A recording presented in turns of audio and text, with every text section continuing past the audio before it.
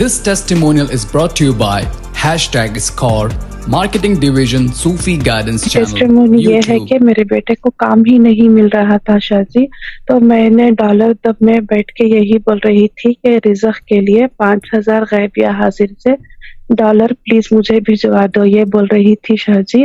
मैंने बहुत से दुकानों में जाके पूछा भी कि मेरे बेटे को कहीं काम मिलता है क्या, लेकिन बहुत कोशिश के बावजूद भी काम नहीं मिल रहा था शाहजी।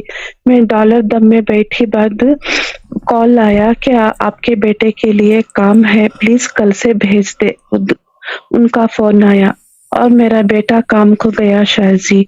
और जिस दिन सेकेंड डॉलर दम आपने किया था, मैंने बैठी थी शाहजी, उस दिन मेरा बेटा पैसे, उसकी सैलरी यही 4500 रुपए मेरा बेटा ला के दिया शाहजी। ये मेरी टेस्टिमोनी है शाहजी। मैं आपका बहुत बहुत शुक्रिया अदा करती हूँ।